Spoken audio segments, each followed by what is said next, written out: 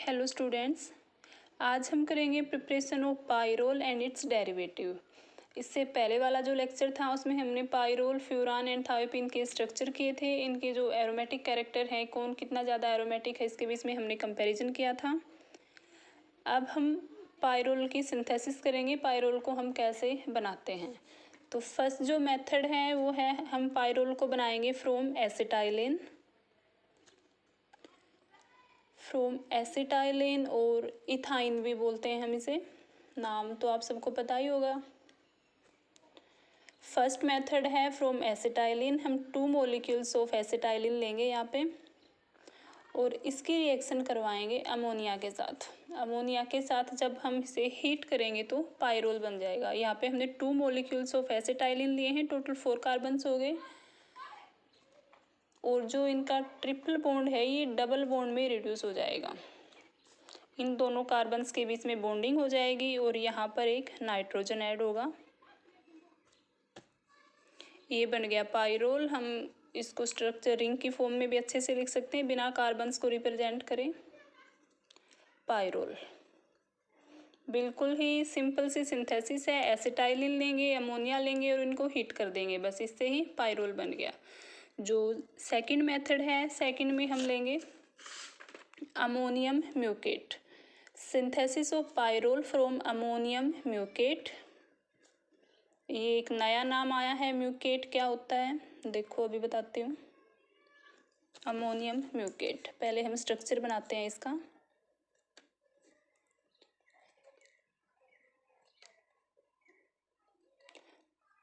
Four carbon atoms लेंगे और चारों के ऊपर ही एक एक हाइड्रोक्सी ग्रुप, COONH4 और यहाँ पर भी COONH4। ये है अमोनियम म्यूकेट।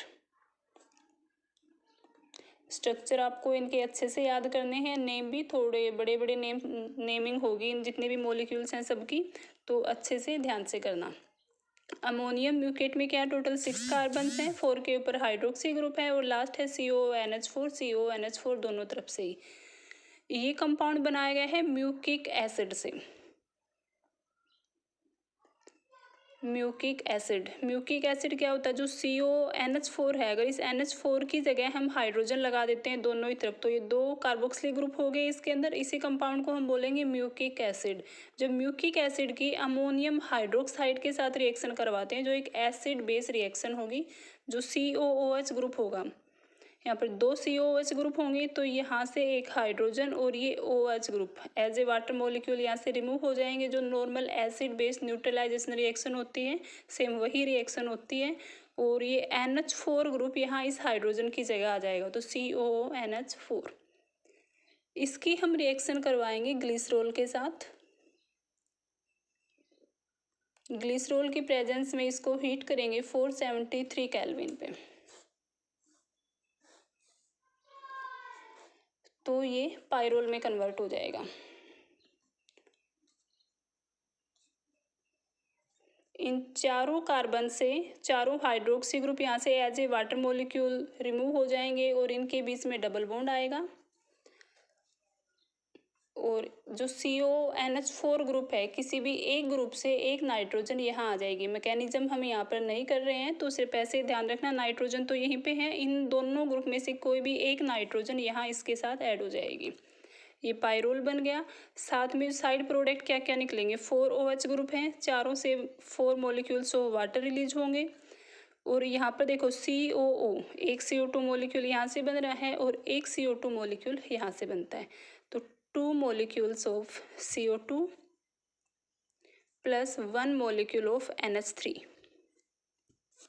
तो जब अमोनियम म्यूकेट के साथ हम अमोनियम म्यूकेट की हम ग्लिसरॉल के साथ रिएक्शन करवाते हैं, ग्लिसरॉल की प्रेजेंस में हम इस कंपाउंड को हीट करते हैं, तो इसमें ग्लिसरॉल के साथ तो एक्चुअल में कोई भी रिएक्शन शो नहीं हो रही है, सिर्फ ग्लिसरॉल की प्रेजेंस में हम इसको हीट करवा रहे हैं, तो ये आपस में ही थोड़े से चेंजेस हो जाते हैं। कंपाउंड के अंदर ही 4 मॉलिक्यूल्स ऑफ वाटर रिलीज हो जाएंगे, 2 मॉलिक्यूल्स ऑफ कार्बन डाइऑक्साइड और 1 मॉलिक्यूल अमोनिया का यहाँ से रिलीज हो जाएगा और ये पाइरोल बन जाएगा। थर्ड सिंथेसिस है फ्रॉम सक्सेनिमाइड। सक्सेनिक एसिड नाम सुना हुआ होगा काफ़ी बार। सक्सेनिक एसिड से ही हम बनाते हैं सक्सेनिमाइड। पहले मैं सक्सेनिक एसिड ही लिख के दिखा देती हूँ। यहाँ पे क्या होता है, CH2 और दोनों तरफ एक एक कार्बोक्सिलिक ग्रुप। ये है सक्सेनिक एसिड। जब सक्सेनिक एसिड की अमोनिया के साथ हम रिएक्शन करवाएंगे, इन दोनों की आपस में रिएक्शन करवाते हैं तो एक हाइड्रोजन यहाँ से, एक OH ग्रुप यहाँ से, एक वाटर मॉलिक्यूल निकल जाएगा। फिर से एक हाइड्रोजन यहाँ से और एक OH ग्रुप यहाँ से, दो मॉलिक्यूल्स वाटर के निकल जाएंगे और यहाँ पर क्या आ जाएगा, इन दोनों कार्बन के साथ नाइट्रोजन ऐड हो जाएगा। ये है सक्सेनिमाइड। तो चलो हम यहाँ पे लिखते हैं सक्सेनिमाइड। CH2 इधर एक कार्बोनिल ग्रुप है, यहाँ भी एक कार्बोनिल ग्रुप है, यहाँ से एक OH ग्रुप ही निकला है, C डबल बॉन्ड O रह गया, यहाँ भी C डबल बॉन्ड O रह गया है, NH। ये है सक्सेनिमाइड। इस कंपाउंड को हम हीट करेंगे जिंक की प्रेजेंस में, तो ये कन्वर्ट हो जाएगा पायरोल में, NH और यहाँ पर डबल बॉन्ड आ गया। जब भी हम कोई भी रिएक्शन करते हैं तो जितने भी कंपाउंड्स यूज़ करते हैं उन सब के नाम ज़रूर लिखने हैं। यहाँ पर पायरोल, ये सक्सेनिमाइड। अगर मैं कोई नाम छोड़ भी दूँ तो ये मत सोचना कि हम नाम नहीं लिखेंगे। रिएक्शन में जो भी कंपाउंड्स हम यूज़ करते हैं उनके नाम नेमिंग मस्ट होती है। तो जिंक की प्रेजेंस में हमने सक्सेनिमाइड को हीट किया, ये पायरोल में कन्वर्ट हो गया और यहाँ पर हमें मिलेगा साइड प्रोडक्ट मिलेगा 2 मॉलिक्यूल्स ऑफ जिंक ऑक्साइड। दोनों कार्बन से ऑक्सीजन यहाँ से जिंक के साथ ऐड हो जाएगी, जिंक ऑक्साइड बन गया। तो ये 3 सिंथेसिस करवाई है अभी। फर्स्ट है फ्रॉम एसिटाइलिन। एसिटाइलिन की को हम अमोनिया के साथ हीट करेंगे तो पायरोल में कन्वर्ट हो जाती है। सेकंड है अमोनियम म्यूकेट। ये थोड़ा सा स्ट्रक्चर बड़ा सा है लेकिन सिंपल सा है, इतना डरने की ज़रूरत नहीं है इसमें। अमोनियम म्यूकेट को हम हीट करेंगे ग्लिसरॉल की प्रेजेंस में, तो ये पायरोल में कन्वर्ट हो गया। नेक्स्ट है सक्सेनिमाइड। सक्सेनिमाइड को हम हीट करेंगे जिंक की प्रेजेंस में, तो भी ये पायरोल में कन्वर्ट हो जाता है। बिल्कुल सिंपल सी रिएक्शंस हैं। नेक्स्ट करते हैं फ्रॉम फ्यूरान। जो ये हम हेट्रोसाइक्लिक कंपाउंड कर रहे हैं, पायरोल, फ्यूरान, थायोपिन, तीनों हमने अभी अभी किए हैं, तो फ्यूरान से भी हम पायरोल को बना सकते हैं। फ्यूरान में ऑक्सीजन होता है। फ्यूरान को अगर हम हीट करते हैं in the presence of ammonia और हाई टेम्परेचर रखेंगे, यहाँ पर हम 753 to 763 केल्विन तक, तो ये कन्वर्ट हो जाएगा यहाँ से पायरोल में और एक वाटर मॉलिक्यूल यहाँ से रिलीज हो जाएगा। फ्यूरान लिया, इसको अमोनिया की प्रेजेंस में हीट करेंगे तो ये पायरोल में कन्वर्ट हो रहा है, साथ में एक वाटर मॉलिक्यूल यहाँ से रिलीज हो जाएगा। तो बिल्कुल ही सिंपल सी थी ये तो 4 सिंथेसिस। अब हम थोड़ी सी इनसे थोड़ी ज़्यादा कॉम्प्लिकेटेड है लेकिन ज़्यादा मुश्किल भी नहीं है, हम इजीली कर लेंगे। 5th और काफ़ी इम्पोर्टेंट सिंथेसिस भी है जिसका नाम है पाल-नोर सिंथेसिस।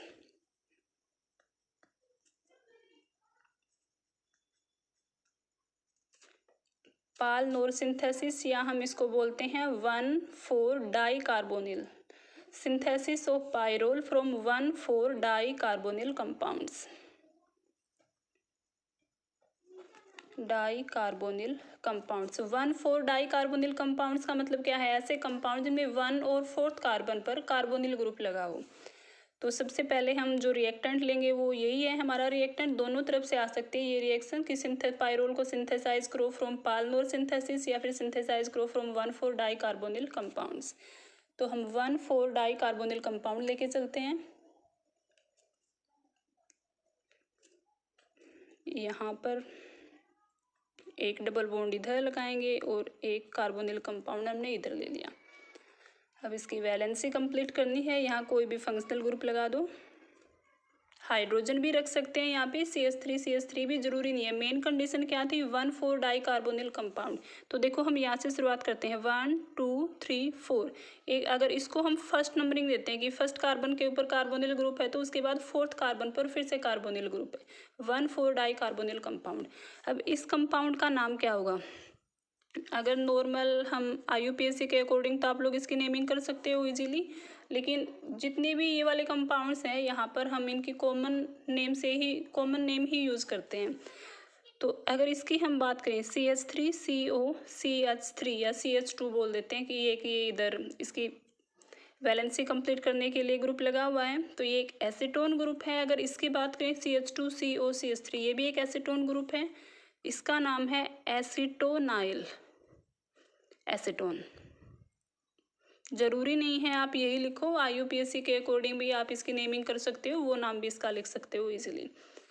इसकी भी हम रिएक्शन करवाएंगे अमोनिया के साथ। मैक्सिमम केसेस में जहाँ भी हम पायरोल को बना रहे हैं लगभग अमोनिया ही यूज़ किया है हमने। अमोनिया के साथ हम इसको हीट करेंगे तो ये बन जाएगा पायरोल, सब्स्टिट्यूटेड पायरोल या पायरोल डेरिवेटिव। इन दोनों कार्बन्स के ऊपर एक एक CH3 ग्रुप है, ये वाले हैं ये दोनों कार्बन, तो यहाँ भी हम दोनों तरफ एक एक CH3 मिथाइल ग्रुप लगा देंगे। सब्स्टिट्यूटेड पायरोल बोल सकते हैं, या फिर यहाँ से नंबरिंग स्टार्ट करेंगे 1, दोनों तरफ ही CH3 ग्रुप है, किसी भी तरफ से नंबरिंग कर सकते हैं 2 3 4 5। तो इसकी नेमिंग हम क्या बोल सकते हैं 2,5 डाई मिथाइल पायरोल या pyrrole derivative. 2,5 di methyl pyrrole. ये ध्यान से लिख लेना। नाइट्रोजन जो भी हेटेरो एटम होता है, पहले भी बताया था, एक बार फिर से बता देती हूँ। जब भी हम हेटेरोसाइक्लिक कंपाउंड्स की नेमिंग करते हैं तो हेटेरो एटम को हम फर्स्ट नंबर देते हैं। उसके बाद जिस डायरेक्शन में भी सब्स्टिट्यूएंट लगे होते हैं हम उसी तरफ से साइकिल मतलब उसको स्मॉलेस्ट नंबर देंगे। यहाँ दोनों ही तरफ CH3 ग्रुप हैं तो किसी भी साइड से चलो एक ही बात रहेगी। तो 2 ये है कार्बन, 3rd 4 5, 2 और सेकंड और 5th कार्बन के ऊपर मिथाइल ग्रुप लगा है तो 2,5 डाई मिथाइल पायरोल। इस रिएक्शन का हम मैकेनिज्म भी करेंगे, बिल्कुल ही सिंपल सा मैकेनिज्म है।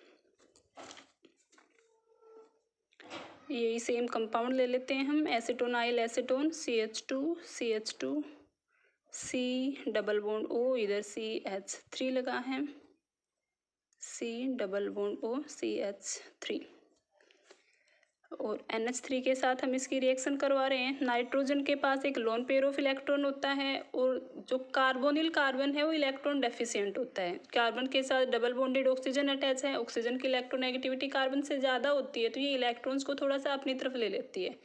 कार्बन के ऊपर पार्शियली पॉजिटिव चार्ज आ जाएगा और ऑक्सीजन पर पार्शियली नेगेटिव चार्ज।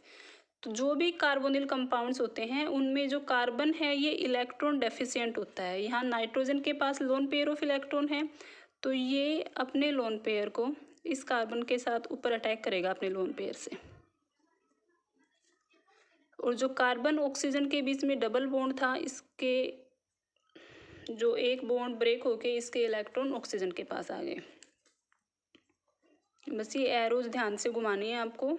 CH2 हम चेंज कहाँ कर रहे हैं, ये एज इट इज है CH3। ये वाला जो ग्रुप था इसके ऊपर अभी तक कोई चेंजेस नहीं आया है, हमने सेम एज इट इज लिख दिया है। अब इस कार्बन के साथ देखो क्या हो गया, एक तो ऑक्सीजन अटैच है जिसके ऊपर नेगेटिव चार्ज है, ये बॉन्ड ब्रेक हुआ है डबल बॉन्ड तो इसके दोनों इलेक्ट्रॉन ऑक्सीजन के पास आ गए, इसके पास नेगेटिव चार्ज है। और सेकंड यहाँ पर अटैच हो गया है NH3। नाइट्रोजन ने अपना लोन पेयर ऑफ इलेक्ट्रॉन इस कार्बन को दे दिए, कार्बन के साथ बॉन्ड बन गया तो नाइट्रोजन के ऊपर आ गया है पॉजिटिव चार्ज। अब देखो नाइट्रोजन के पास पॉजिटिव चार्ज है और ऑक्सीजन के पास नेगेटिव चार्ज है तो यहाँ से एक हाइड्रोजन इस ऑक्सीजन के पास चला जाएगा। चाहो तो आप ये एक ही स्टेप में कर सकते हो कि यहाँ पर हम NH2 दिखा देंगे और यहाँ OH, या फिर अलग अलग स्टेप में भी कर सकते हो। CH2 इधर कार्बन के साथ एक CH3 बॉन्ड है ग्रुप है और एक हाइड्रोक्सी ग्रुप OH आ गया, इधर बन गया NH2, यहाँ पर C double bond O CH3, और कहीं भी कोई चेंज नहीं है, बिल्कुल सब कुछ सेम एज इट इज है। अब देखो फिर से एक ही कंपाउंड के अंदर है, ये नाइट्रोजन है, इसके पास लोन पेयर है और ये एक इलेक्ट्रॉन डेफिशिएंट कार्बन है, कार्बन के साथ ऑक्सीजन अटैच है डबल बॉन्ड से, तो इलेक्ट्रॉन डेफिशिएंट हो गया। यहाँ पर भी सेम वही स्टेप होगा, अपने लोन पेयर के साथ नाइट्रोजन इस कार्बन के ऊपर अटैक करेगी और ये इधर आ गया। ऑक्सीजन के ऊपर नेगेटिव चार्ज आ जाएगा, नाइट्रोजन के ऊपर फिर से पॉजिटिव चार्ज। तो यहाँ से हम एक हाइड्रोजन को डायरेक्ट इधर दिखा देंगे, इस बार अलग अलग स्टेप में नहीं कर रही हूँ मैं। तो ये बन गया CH2 CH2 कार्बन, कार्बन के साथ में एक CH3 ग्रुप है, इधर भी कार्बन और इसके साथ एक CH3 ग्रुप अटैच है।